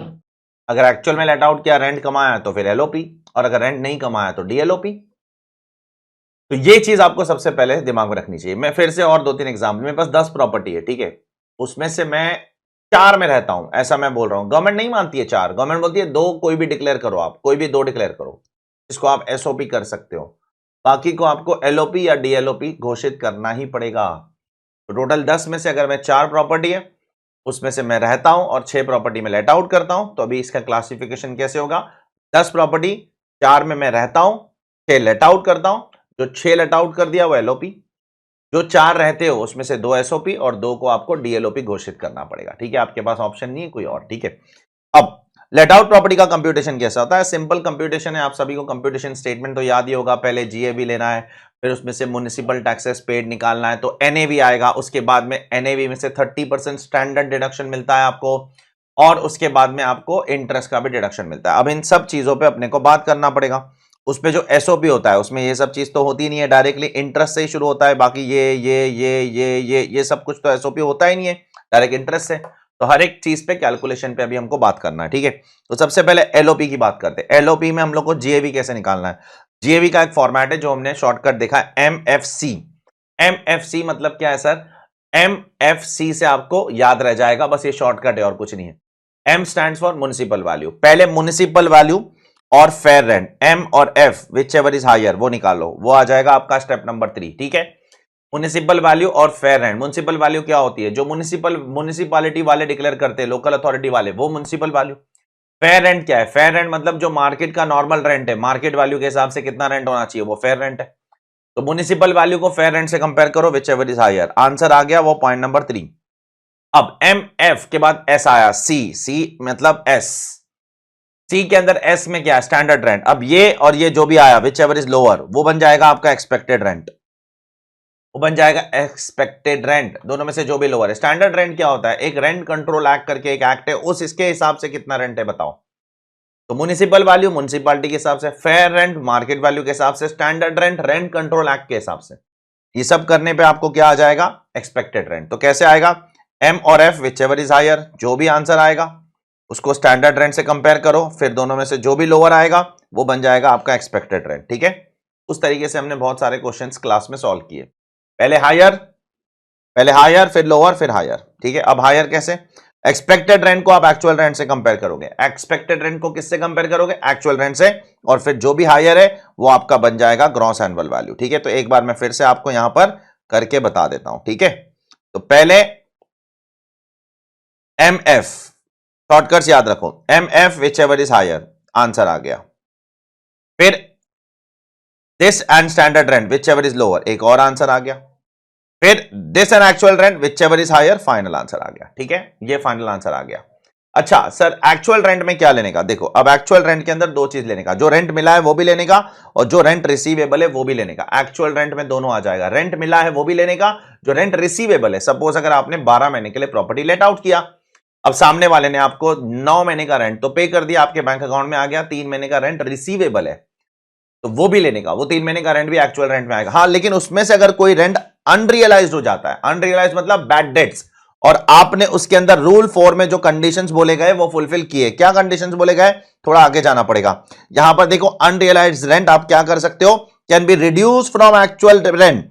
आप अनरियलाइज रेंट को एक्चुअल रेंट से रिड्यूस कर सकते हो अगर आप ये सारे कंडीशंस फुलफिल करोगे। जैसे आपका जो टेनेंसी है, मतलब आपका जो अग्रीमेंट है वो बोनाफाइड होना चाहिए, आपने टेनेंट को धक्के मार के निकाल देना चाहिए, आप अपनी दूसरी कोई प्रॉपर्टी में टेनेंट को नहीं रखोगे, आप उसके अगेंस्ट कोई लीगल प्रोसीडिंग मतलब कानूनी तौर पर कोई ना कोई कार्रवाई कर रहे हो, उसके ऊपर केस वेस कर रहे हो। अगर ये सब कर रहे हो तो अनरियलाइज रेंट उतना आप क्या कर सकते हो? आपके एक्चुअल रेंट से माइनस करोगे। तो सुन लो, एक्चुअल में आएगा तो पूरे साल का रेंट जो मिला है वो भी आएगा, और रेंट जो मिलने वाला है वो भी आएगा। लेकिन रेंट जो मिलने वाला है उसमें से अगर कोई अनरियलाइज्ड हुआ, मतलब बैड डेट से, ऐसा होता है ना, अभी हमने आपको एडमिशन दिया, कुछ बच्चे पैसे दे चुके हैं, कुछ बच्चे पैसे देने वाले हैं।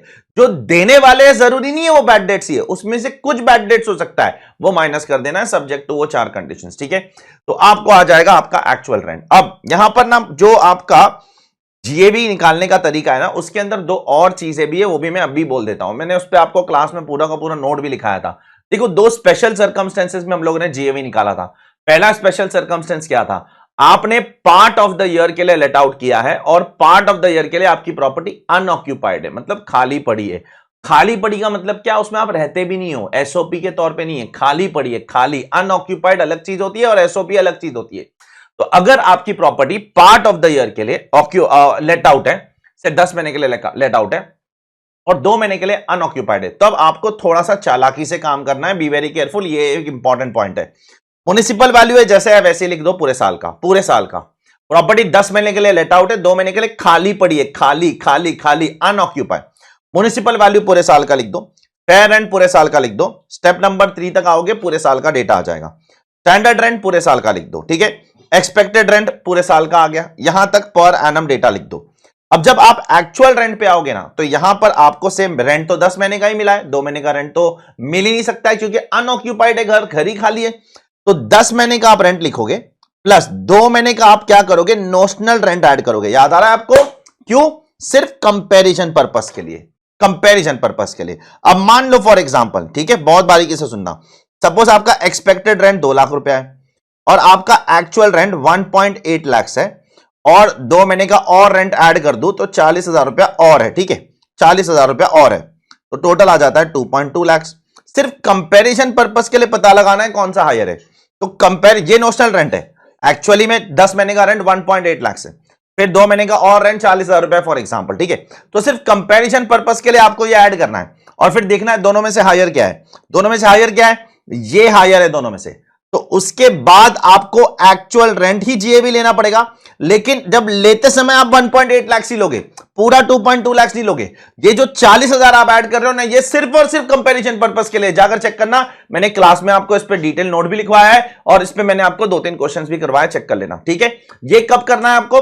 जब आपकी property is let out for part of the year और पार्ट ऑफ द ईयर के लिए आपकी प्रॉपर्टी है अनऑक्यूपाइड, खाली पड़ी है। अब एक दूसरा जीएवी का केस है जिसमें आपकी property is let out for part of the year, 10 महीने के लिए प्रॉपर्टी लेट आउट है और बचे हुए 2 महीने के लिए उसमें जाके आप रह रहे हो। जब आप उसमें रह रहे हो ना, तब आपको ये नोशनल रेंट वेंट ऐड करने की जरूरत नहीं है। तब आप डायरेक्टली 1.8 लाख को 2 लाख से कंपेयर करो, देखो विच एवर इज हायर, ठीक है। तो ये 2 केस मैंने आपको जीएवी में कराए थे, अगर आपको याद है तो, ठीक है। अब जीएवी में से आपको म्युनिसिपल टैक्स का डिडक्शन मिलता है, हां, लेकिन म्युनिसिपल टैक्स का डिडक्शन कब मिलेगा? Subject to some condition. सबसे पहले तो वो पेड होना चाहिए, अगर वो पेड नहीं है तो नहीं मिलेगा, एक्चुअली पेड होना चाहिए। दूसरा, आप खुद पे करना चाहिए, टेनेंट पे करेगा तो आपको नहीं मिलेगा, ओनर को पे करना पड़ेगा। पहली चीज आपको म्युनिसिपल टैक्स पे करना पड़ेगा, दूसरी चीज टेनेंट को नहीं, ओनर को पे करना पड़ेगा, तो ही डिडक्शन मिलेगा। तीसरी, अगर प्रॉपर्टी फॉरेन कंट्री में है और वहां भी म्युनिसिपल टैक्स पे कर रहे हो आप, उसका भी डिडक्शन मिलेगा, कोई दिक्कत वाली बात नहीं है। ऐसा एक क्वेश्चन हमने किया था, शायद क्वेश्चन नंबर 2 ही था। फॉरेन में प्रॉपर्टी, उसका म्युनिसिपल टैक्स पे कर रहे हो, उसका भी आपको डिडक्शन मिलेगा। नेक्स्ट, 30% स्टैंडर्ड डिडक्शन उसके बाद आपको मिलता है। सबसे पहले जीएवी, जीएवी कैसे निकालने का वो मैंने आपको बता दिया, minus municipal tax paid by the owner.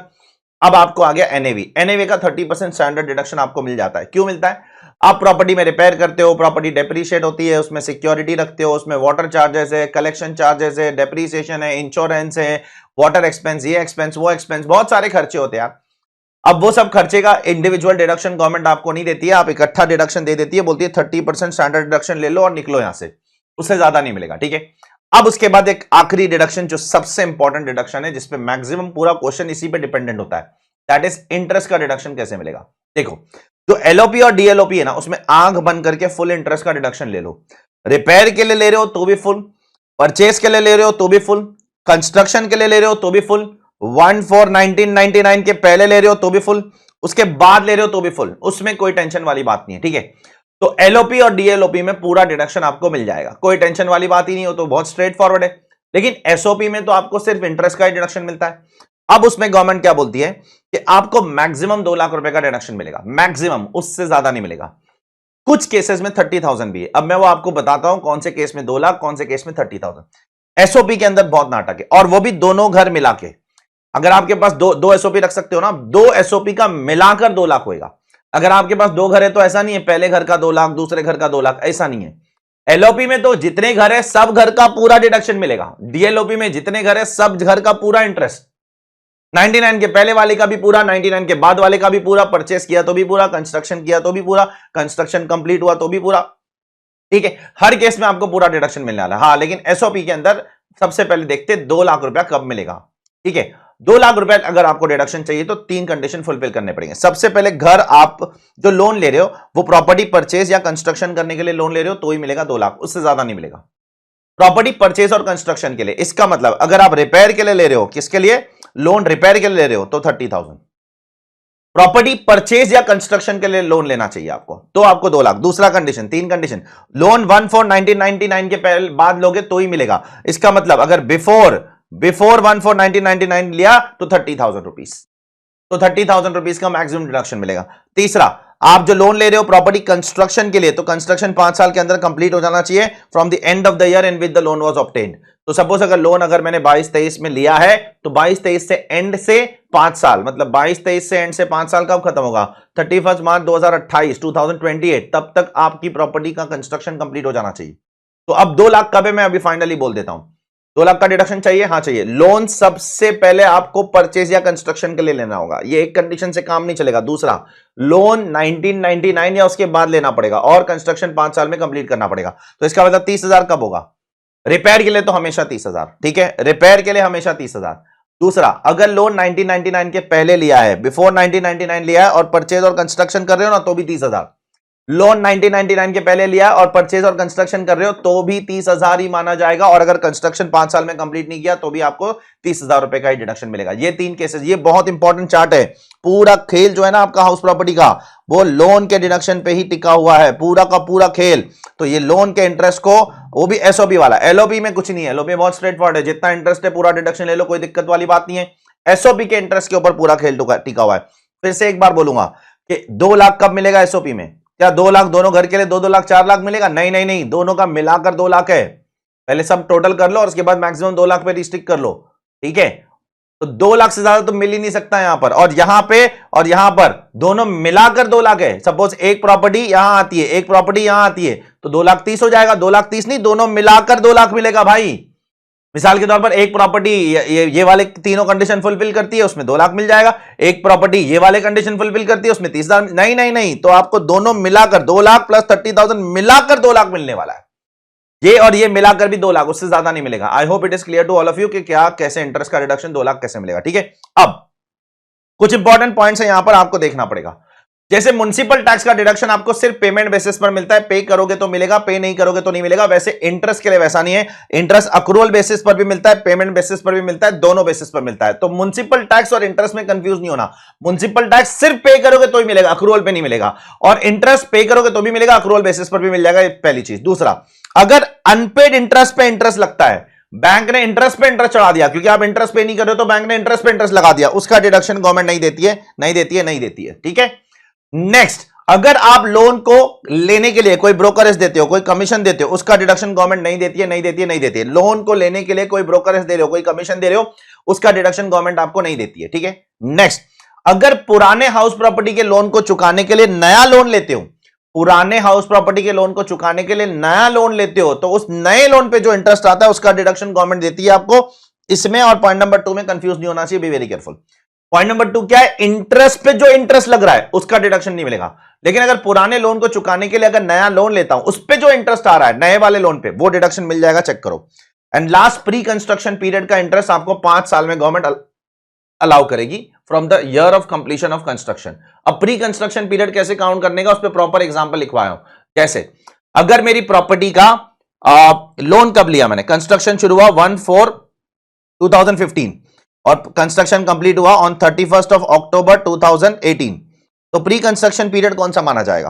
क्या 31 अक्टूबर 2018 तक प्री कंस्ट्रक्शन माना जाएगा? नहीं, 1/4/2015 से लेकर 31 मार्च 2018 का पीरियड प्री कंस्ट्रक्शन माना जाएगा, और 1 अप्रैल 2018 से जो पीरियड है वो पोस्ट कंस्ट्रक्शन माना जाएगा। तो प्री कंस्ट्रक्शन पीरियड क्या होता है? जिस साल में कंस्ट्रक्शन कंप्लीट होता है उसके पिछले साल के आखिरी दिन तक का प्री कंस्ट्रक्शन पीरियड होता है, हमेशा याद रखना। अगर कंस्ट्रक्शन 31 अक्टूबर 2018 को खत्म हुआ तो प्री कंस्ट्रक्शन पीरियड 31 अक्टूबर 2018 तक नहीं है, वो 31 मार्च 2018 तक है, पिछले साल के आखिरी दिन तक। और जैसे ही वो पीरियड आता है तो 1 अप्रैल 2015 से लेकर 31 मार्च 2018 तक का जो पीरियड है, उस पीरियड में जितना भी इंटरेस्ट आपने पे किया है उसको डिवाइड बाय 5 करो, और फिर year of completion of construction, मेरे एग्जांपल में 2018 में कंप्लीशन हुआ है, 18-19 से आपको 5 साल उसका डिडक्शन इक्वली मिलना शुरू हो जाएगा, ठीक है। अलॉन्ग विद 18-19 में कुछ और भी इंटरेस्ट पे किया होगा क्योंकि लोन थोड़ी खत्म हुआ है, वो भी मिलेगा। ये मैं प्री कंस्ट्रक्शन पीरियड इंटरेस्ट की बात कर रहा हूं, प्लस करंट ईयर का जो इंटरेस्ट है वो जो पे कर रहे हो या अक्रू हो रहा है वो तो आपको मिलेगा, उसमें कोई रोक टोक नहीं है, ठीक है। नेक्स्ट, अगर आपको अनरियलाइज रेंट पहले जो आपने एक्चुअल रेंट से माइनस किया था, अगर वो रिकवर हो जाता है या अरियर्स ऑफ रेंट रिकवर हो जाता है। अरियर्स क्या होता है? कोई रेंट डिबेट में था, डिस्प्यूट में था, कोर्ट में केस चल रहा था, अब आप जीत गए, अब आपको कोर्ट बोल रहा है कि रेंट मिलेगा आपको, तो आपको मिल गया। तो ये दोनों केस में जब भी आपको मिलेगा, जिस साल में भी रिसीव होगा उस साल में उस पर आपको टैक्स भरना है, और उस पर टैक्स भरते समय आपको 30% का स्टैंडर्ड डिडक्शन मिल जाएगा उसमें से। तो अनरियलाइज रेंट जब भी रिकवर होगा या अरियर्स ऑफ रेंट जब भी रिकवर होगा, उस पे आपको 30% स्टैंडर्ड डिडक्शन मिल जाएगा और आपको टैक्स भरना है। सर अगर ये 4 साल बाद मिलता है और 4 साल बाद मैं उस प्रॉपर्टी का ओनर नहीं रहता हूं, तब भी मेरे हाथ में टैक्स सेबल होगा? यस। आपको जब अनरियलाइज रेंट या अरियर्स ऑफ रेंट मिल रहा है तो यह देखना जरूरी नहीं है कि आप उस साल में उस पर्टिकुलर रेंट के ओनर, उस प्रॉपर्टी के ओनर हो या नहीं हो। ओनर हो तो भी टैक्स लगेगा, ओनर नहीं हो तो भी टैक्स लगेगा। इस पे भी मैंने आपको क्लास में क्वेश्चंस करवाए। ठीक है, आगे बढ़ता हूं। स्पेशल केसेस, डिस्प्यूटेड ओनरशिप के केस में क्या होगा? दो भाई के बीच में लड़ाई चल रही है, प्रॉपर्टी मेरी है, प्रॉपर्टी मेरी है, प्रॉपर्टी मेरी है, प्रॉपर्टी मेरी है, तो इनकम टैक्स डिपार्टमेंट बोलता है अब डिसीजन इनकम टैक्स डिपार्टमेंट लेगी कि भाई किसके हाथ में income from house property charge करना है। ठीक है, हो सकता है बाप दादा ने प्रॉपर्टी छोड़ के गई, भाई लड़ रहे आपस में कि किसकी कितनी प्रॉपर्टी है, केस चल रहा है कोर्ट में, डिस्प्यूटेड मैटर है। तो ऐसे केस में इनकम टैक्स डिपार्टमेंट बोलता है भाई हम बताएंगे कौन किसका ओनर है और कौन किसका ओनर नहीं है। ठीक है, नेक्स्ट कॉम्पोजिट रेंट के केस में क्या होगा? जैसे मिसाल के तौर पर मैंने अगर आपको क्या दे दिया, अपना घर, साथ साथ में मैंने आपको दे दिया फ्रिज भी दे दिया, एसी भी दे दिया, सोफा भी दे दिया, टीवी भी दे दिया, सब दे दिया, तो अब आपसे मैं रेंट तो दोनों के लिए लूंगा, ऐसा तो नहीं है सिर्फ घर के लिए रेंट लूंगा। तो उस केस में क्या होगा? तो गवर्नमेंट बोलती है अगर आप इसको सेपरेट कर सकते हो कि प्रॉपर्टी के लिए कितना है और फैसिलिटीज के लिए कितना है, तो फिर आपको दो अलग हेड ऑफ इनकम में टैक्स चार्ज करना पड़ेगा। मिसाल के तौर पर मैंने आपको अपना घर दे दिया, ठीक है, और साथ साथ में मैंने सोफा वोफा टीवी भी ये सब भी दे दिया, मैं फर्निश घर है, और मैंने बोला आप 25,000 रुपया रेंट घर के लिए दे दो और 5,000 रुपया आप सोफा वोफा के लिए दे दो, सेपरेबल है। तो जितना घर के लिए दे रहा हूं वो हाउस प्रॉपर्टी, और जितना अदर असेट्स के लिए दे रहा हूं वो या तो business and profession, profits and gains from business and profession, या आईएफओएस में चला जाएगा। तो अगर ब्रेकअप है आपके पास कि कितना घर के लिए रेंट है और कितना फैसिलिटीज के लिए, तो घर वाला रेंट तो हाउस प्रॉपर्टी में चला जाएगा, और जो फैसिलिटीज वाला रेंट है वो इनकम फ्रॉम अदर सोर्स या income from business and profession. उसी तरीके से अगर ये इनसेपरेबल है, पता ही नहीं चल रहा है कितना घर के लिए कितना फैसिलिटीज के लिए, तो फिर हाउस प्रॉपर्टी चैप्टर में बताओ, फिर या तो बिजनेस एंड प्रोफेशन या तो income from other source, check कर लो। चलिए आगे बढ़ते टुवर्ड्स द नेक्स्ट पार्ट के को ओनरशिप के अंदर क्या होगा। सपोज एक प्रॉपर्टी मेरी भी है और मेरी बीवी की भी है, दोनों की है, ठीक है, तो अभी सबसे पहले उसमें पता लगाना पड़ेगा क्या आपको शेयर पता है क्या। अगर शेयर पता है तो बहुत अच्छी बात है, अगर शेयर नहीं पता है तो दिक्कत है। अगर शेयर पता है तो दोनों के हाथ में इंडिविजुअली जितना टैक्स लगना है लगेगा। सपोज मेरी और मेरी बीवी की प्रॉपर्टी है और हम लोग उससे रेंट कमाते हैं और हमको शेयर पता है 50% मेरा 50% उसका, तो 50% पे वो टैक्स भरेगी, 50% पे मैं टैक्स भरूंगा। लेकिन अगर शेयर नहीं पता है तो फिर ये इंडिविजुअल के हाथ में टैक्स नहीं होगा, फिर वो एओपी बीओआई की तरह टैक्स होगा, एसोसिएशन ऑफ पर्सन और बॉडी ऑफ इंडिविजुअल की तरह टैक्स होगा। फिर वो हम दोनों के हाथ में टैक्स नहीं होगा, एक एओपी माना जाएगा, अज्यूम किया जाएगा कि ये प्रॉपर्टी एक एओपी की है और फिर उसके बिहाफ पे हम दोनों को टैक्स भरना पड़ेगा। ठीक है, तो अब ये वाला चीज तो सीए फाइनल में आपके है नहीं, एओपी का डिस्कशन ये वाला आपके सीए इंटर में, फाइनल नहीं, ये वाला चीज तो आपके सीए फाइनल में आने वाला है, सीए इंटर में नहीं है। ये वाला पार्ट जो लेफ्ट हैंड साइड वाला है वो आपके सीए इंटर में, तो उस पर बात करते हैं। एक प्रॉपर्टी है उसमें मैं भी ओनर हूं, मेरी बीवी भी ओनर है, हमको शेयर पता है 50 उसका 50 मेरा, तो आधा आधा करो, पहले प्रॉपर्टी का टैक्स कंप्यूट कर लो, सबसे पहले इनकम कंप्यूट कर लो, फिर हाफ हाफ कर लो। अब जरूरी नहीं हमेशा हाफ हाफ ही हो, 60-40 भी हो सकता है, 70-30 भी हो सकता है, 20-80 भी, जो भी रेशियो है उसमें डिवाइड कर लो। अब यहाँ पर सबसे बड़ा एडवांटेज क्या है, देखो सबसे बड़ा एडवांटेज को ओनर होने का क्या है पता है? अगर हम लोग को ओनर होते हैं ना तो एसओपी में बहुत बड़ा एडवांटेज है। एसओपी में क्या है पता है? 2 लाख रुपया और जो 30,000 रुपए का डिडक्शन मिलता है ना, वो मुझे अलग मिलेगा, मेरी बीवी को अलग मिलेगा। ऐसे अगर प्रॉपर्टी में 3 पार्टनर है तो तीनों पार्टनर को 2 लाख रुपए का अलग डिडक्शन मिलेगा, या 30,000 जो भी है, मतलब जो केस में भी आप आते हो।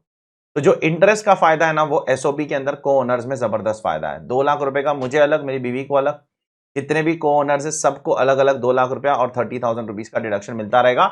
ये बहुत बड़ा एडवांटेज है जो मैंने आपको क्लास में बताया था। ठीक है, एलओपी के अंदर तो कोई दिक्कत नहीं है, उसमें तो वैसे भी पूरा डिडक्शन मिलता है, उसके अंदर कोई लिमिट ही नहीं है। एलओपी और डीएलओपी के अंदर तो पूरा डिडक्शन आपको वैसे भी मिलने आ रहा है, उसमें कोई प्रॉब्लम वाली बात नहीं है। ठीक है, अब आगे बढ़ते हैं, लास्ट 2-3 चीज छोटी बची हुई है, दैट्स इट, हमारा छोटा सा टॉपिक है। देखो आधे घंटे के अंदर मैंने पूरा का पूरा हाउस प्रॉपर्टी आपको डिटेल में समझा दिया, जितना भी हम लोगों ने क्लास के अंदर लगभग 8-10 घंटे करा था वो आधे घंटे में हमने डिस्कशन खत्म कर दिया।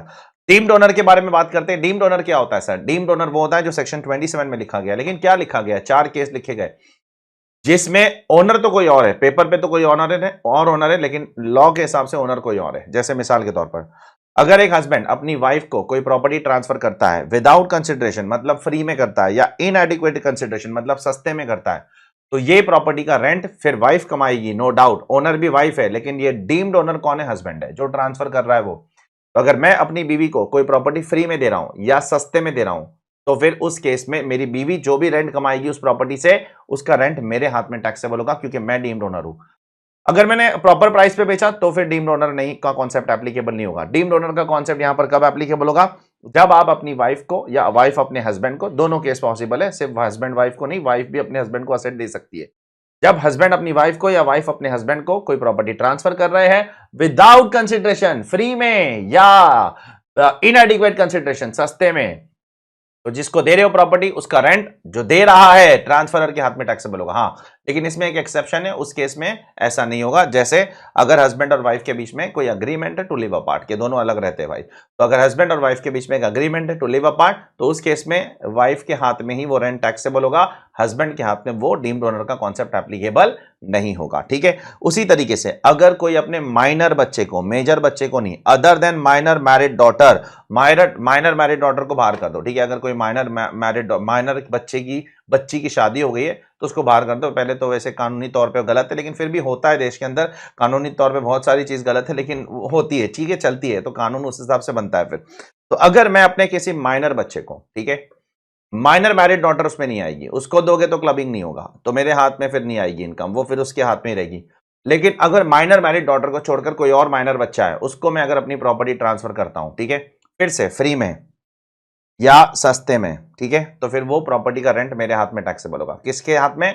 जो दे रहा है उसके हाथ में। तो मैंने अगर अपनी माइनर बच्चे को ट्रांसफर किया प्रॉपर्टी, वो रेंट कमा रहा है, रेंट मेरे हाथ में टैक्सेबल होगा। अच्छा, माइनर मैरिड डॉटर को ट्रांसफर किया तो फिर मेरे हाथ में टैक्सेबल नहीं होगा, फिर उसके हाथ में ही टैक्सेबल होगा। ठीक है, तीसरा केस होता है जो सोसाइटीज में रहते हैं लोग, उन लोगों के लिए जो बिल्डिंग में रहते हैं, उनकी सोसाइटी होती है। अब सोसाइटी के अंदर जितने भी फ्लैट्स होते हैं ना, उन सब का ओनर कौन होता है पता है? आप नहीं हो।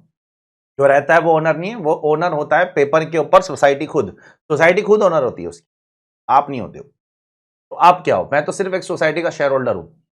तो क्या सोसाइटी टैक्स भरेगी सबका? हाँ इनकम फ्रॉम हाउस प्रॉपर्टी? नहीं नहीं नहीं, society income from house property पे टैक्स नहीं भरेगी। इनकम फ्रॉम हाउस प्रॉपर्टी पे टैक्स तो आप ही भरोगे। इसीलिए गवर्नमेंट ने यहां पर बोल दिया है कि भले ही सोसाइटी है रियल ओनर पेपर पे, लेकिन हम रेजिडेंट को क्या बना देंगे? जो उसमें शेयर होल्डर, जो रेजिडेंट रहते हैं, जो उस घर में रहते हैं, उसको हम बना देंगे डीम्ड ओनर, ताकि हम उनसे क्या ले सके? उनसे हम टैक्स ले सके। ठीक है, and last but not least, holder of an impartible estate. ये थोड़ा सा टेक्निकल लैंग्वेज है। आपको जायदाद में अगर प्रॉपर्टी मिलती है तो जनरली क्या होती है? वो प्रॉपर्टी आपके पुरखों की होती है, लेकिन आप अगर उसके होल्डर हो, पेपर पे नाम किसी और का होता है, लेकिन आप अगर उसके होल्डर हो तो आपके हाथ में उस पर टैक्स लग जाएगा। Holder of an impartible estate. ये 4 केसेस है, उसमें से पहला 2 केस ज्यादा इंपॉर्टेंट है, ये और ये आपके एग्जाम के लिए बहुत इंपॉर्टेंट है, ये और ये आपके एग्जाम के लिए इतना इंपॉर्टेंट नहीं है। ठीक है, तो पहला केस और दूसरे केस पे स्पेशल फोकस करना। Now last but not least, मैंने आपको लोधा बिल्डर का एग्जांपल दिया था। मैंने आपको बोला था लोधा बिल्डर ने क्या किया? एक बिल्डिंग बनाया 100 फ्लोर्स की, 50 फ्लोर बेच दिया, 50 फ्लोर जो बच गए हैं उसको गवर्नमेंट बोलती है deem to be let out. ये तो उसके साथ जाती हो जाएगी। अब जो 50 फ्लोर्स वो बेच नहीं पाया, ठीक है, वो deem to be let out बोल दोगे तो उसको टैक्स भरना पड़ेगा, और उसको टैक्स भरना पड़ेगा तो उसकी तो हालत पतली होने वाली है। तो गवर्नमेंट ने उसको 2 साल तक रिलैक्सेशन दिया है। कितना? 2 साल तक। बोला जिस साल भी कंस्ट्रक्शन कंप्लीट होता है उस साल के एंड से 2 साल तक तेरा जीएवी एनएवी जो भी है वो सब निल जा। ठीक है, तो कंस्ट्रक्शन अगर से 2022-23 में कंप्लीट हुआ तो 22-23 के एंड से 2 साल कब खत्म होता है? 31 मार्च 2025 तक। तो 31 मार्च 2025 तक हम तेरा जीएवी एनएवी जो भी है वो सब निल ले लेंगे, और उतने पीरियड तक तो इसको टैक्स ही लगाएंगे। देखो उतना समय हम लोग दे रहे हैं कि भाई उतने समय के अंदर बेच ले प्रॉपर्टी, अगर बेच सकता है तो, और नहीं बेच सकता है तो फिर टैक्स भर, और क्या।